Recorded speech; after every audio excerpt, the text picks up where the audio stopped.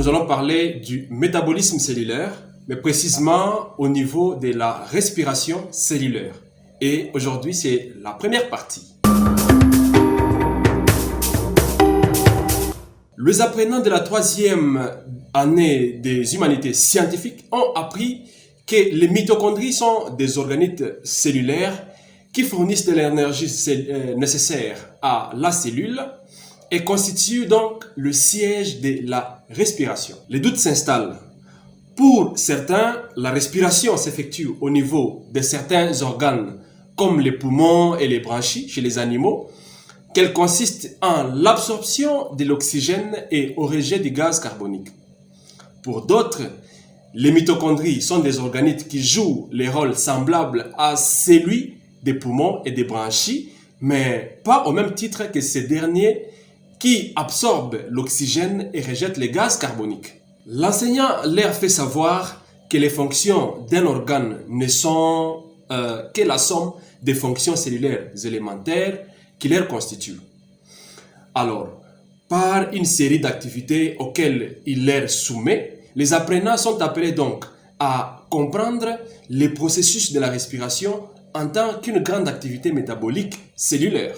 La respiration cellulaire est l'ensemble des processus du métabolisme cellulaire convertissant l'énergie chimique contenue dans les glucoses en adénosine triphosphate, autrement appelée ATP.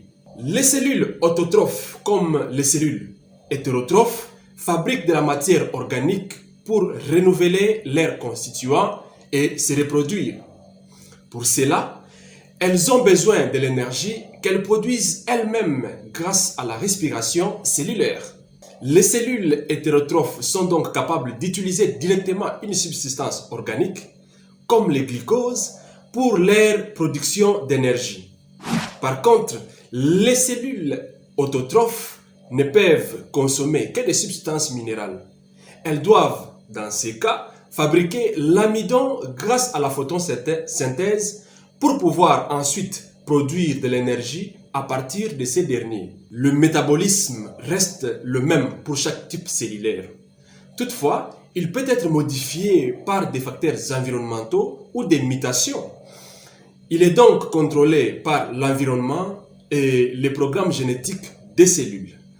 Nous pouvons malgré tout constater des similarités importantes dans les deux types de métabolisme qui permettent de conclure que les cellules représentent une unité fonctionnelle du monde vivant. L'acquisition de l'énergie est la fonction du métabolisme indispensable à la vie de l'organisme. L'énergie utilisée par l'organisme sous forme de molécules d'ATP. Ces molécules d'ATP sont formées par la dégradation de la matière organique synthétisée pour les végétaux et absorbée pour les animaux. Cette dégradation peut donc utiliser l'oxygène lorsqu'il s'agit de la respiration ou non lorsqu'il s'agit de la fermentation. Attention, les végétaux doivent aussi respirer malgré leur capacité de photosynthèse. Alors, à cet effet, le bilan de la photosynthèse en molécules d'ATP est nul. Elles sont donc utilisées pour la formation des molécules organiques. Respiration cellulaire. Nous aborderons en premier temps de la réaction de glycolyse. Nous verrons ensuite le cycle de Krebs et l'étape membranaire de la respiration cellulaire. Enfin, nous allons dresser le bilan de la respiration cellulaire. Où se localise la respiration? La respiration commence dans le hyaloplasme et se termine dans la mitochondrie qui est un organe cellulaire des cellules animales et végétales. Deux membranes délimitent la mitochondrie. Entre ces deux membranes, c'est l'espace intermembranaire. La membrane interne forme les replis vers l'intérieur de la mitochondrie et c'est ce qu'on appelle les crêtes membranaires. L'intérieur de la mitochondrie est donc appelé la matrice. Quelles sont les étapes de la respiration cellulaire? La respiration se passe en 3 étapes. La glycolyse, le cycle de Krebs est la chaîne de transport d'électrons et la phosphorylation. Mais dans cette capsule, comme nous l'avons rappelé, nous allons uniquement parler de la glycolyse et du cycle de Krebs. Première étape, la glycolyse. Étymologiquement, le mot glycolyse tire son origine du grec glyk qui signifie sucré et lysis qui signifie dissolution. En d'autres termes, il s'agit de la dégradation du glucose. Le glucose est un sucre, autrement dit, une source d'énergie très précieuse. Nous allons, au travers de la glycolyse, voir comment les cellules dégradent le glucose afin de récupérer l'énergie directement utilisable. Mais où se passe la glycolyse? La glycolyse a lieu dans le hyaloplasme des cellules vivantes. Ah bon? Mais d'où vient le glucose utilisé dans ces processus? Le glucose utilisé dans la glycolyse a plusieurs origines. Il peut tout d'abord provenir de notre alimentation. Après digestion, nous formons des nutriments dont le glucose fait partie et les nutriments arrivent dans le sang et sont distribués dans l'organisme. Les cellules peuvent donc les récupérer dans leur cytosol grâce à leur transporteur membranaire de type perméase. Mais le glucose peut également provenir des réserves déjà présentes dans la cellule. C'est le cas par exemple de la molécule comme les glycogènes. Ça, c'est pour certaines cellules animales et certaines cellules de type champignon. On peut avoir aussi des réserves sous forme d'amidon. Et ça, c'est pour certaines cellules de type végétal. Passons maintenant aux 10 réactions de la glycolyse. Première réaction. On passe d'un glucose à un glucose 6-phosphate. Il s'agit ici d'un transfert des groupements phosphoryle de l'ATP sur les glucoses pour donner un glucose 6-phosphate avec du magnésium en tant que cofacteur de la réaction catalysée par une enzyme, l'exokinase. Une kinase est une enzyme qui transfère des groupements phosphoryle en ATP et un métabolite. L'exokinase, plus particulièrement pour cette réaction, est une enzyme qui est spécifique, présente dans beaucoup de cellules. Elle catalyse la phosphorylation d'exoses, comme les glucoses, les mannoses ou encore fructose. Par contre, dans certaines cellules comme les cellules hépatiques ou pancréatiques, on note la présence d'une glycokinase qui réalise la même réaction, mais qui est avant tout impliquée dans le contrôle de la glycémie. Gardez ça à l'esprit, car nous allons le développer dans la vidéo glycémie et diabète. Quelles sont donc les conséquences de la phosphorylation? Eh bien, ça augmente la réactivité chimique du glucose et il devient du coup une molécule moins stable. En étant phosphorylé, le glucose reste séquestré dans le cytosol, sa sortie par les transporteurs GLUT n'est plus possible et son passage par les membranes plasmiques non plus, car il est hydrophobe aux molécules phosphorylées. Deuxième réaction, glucose 6-phosphate est converti en isomère fructose 6-phosphate. Alors, isomère ici signifie que la formule chimique est la même, mais que l'organisation spatiale de la nouvelle molécule est différente. Alors, on passe d'un aldose à un cétose.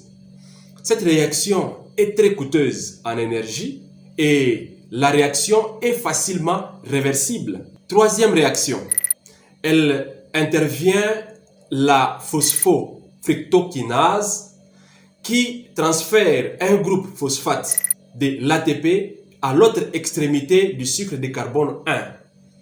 C'est encore une kinase. Notre molécule d'ATP est hydrolysée en ADP. Un proton est donc libéré. Vous avez également dit magnésium en tant que cofacteur de la réaction. La réaction est globale et exergonique et permet la production de fructose 1,6-biphosphate. Quatrième réaction, elle intervient une aldose qui catalyse la coupure de la molécule fructose 6-phosphate en des isomères ayant chacun 3 carbones. Vous avez les dihydroxyacétone phosphate et les glycéraldéhydes triphosphate. Cinquième réaction, d'ailleurs ici nous sommes au niveau des deux produits en C3. L'isomérase caractérise la conversion réversible des deux isomères et retenez bien que seul le G3P est utilisé dans la suite de la glycolyse et il disparaît rapidement. Nous continuons donc avec notre molécule en C3, notre fameux G3P, si vous vous souvenez de ce que je venais de dire. Sixième réaction, cette nouvelle enzyme, la phosphoglycéraldéhyde déshydrogénase, catalyse des réactions successives. Regardez, la première oxyde tout d'abord le sucre. Vous avez donc le transfert d'électrons et d'ions H+, sur les coenzymes NADH+, ce qui forme les NDAH, H+, donc ici du pouvoir réducteur de la cellule. Cette réaction libère de l'énergie, ce qui va permettre d'attacher en second temps un groupement phosphate déjà présent dans le cytosol au substrat oxydé, ainsi que cette nouvelle molécule acquiert une très forte potentiel en énergie. À retenir dans votre tête. Septième réaction. Elle est la plus importante car c'est la première réaction qui régénère de l'ATP dans la glycolyse. Eh bien, notez ici que l'on forme de l'ATP. Enfin, regardez. Le substrat 1,3-bis-phosphoglycérate possède un haut potentiel de transfert de groupement phosphate et la réaction est couplée avec de l'ADP. Cela régénère donc de l'ATP et du triphosphoglycérate, donc les 3PG. Huitième réaction. Une mitase catalyse le transfert du groupement phosphate du troisième carbone au deuxième carbone du glucose. Neuvième réaction. Les déphosphoglycérate est déshydraté en PEP, c'est-à-dire phosphoénol pyruvate. La réaction est catalysée par une enzyme énolase. Vous avez la formation donc d'une double liaison entre le deuxième et le troisième carbone. Enfin, la dernière réaction, la dixième, elle est très importante aussi car elle régénère de nouveau l'ATP. Regardez, notre fameux PEP, qui est une molécule très énergétique, très instable, elle possède un haut potentiel en transfert de groupement phosphoryl et elle assure la phosphorylation de l'ADP. Donc, vous récupérerez ici de nouveau l'ATP utilisé par la cellule.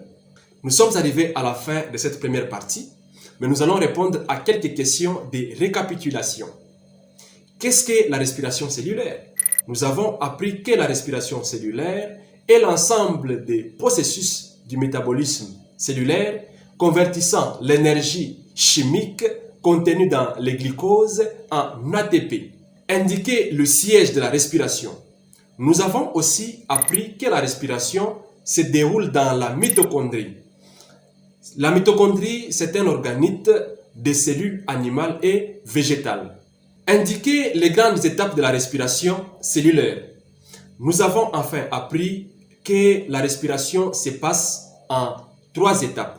La glycolyse, donc la glycolyse alliée dans les cytoplasmes des cellules vivantes. Le cycle de Krebs qui se produit dans la matrice mitochondriale. Et enfin, la chaîne de transport d'électrons et la phosphorylation oxydative. Merci.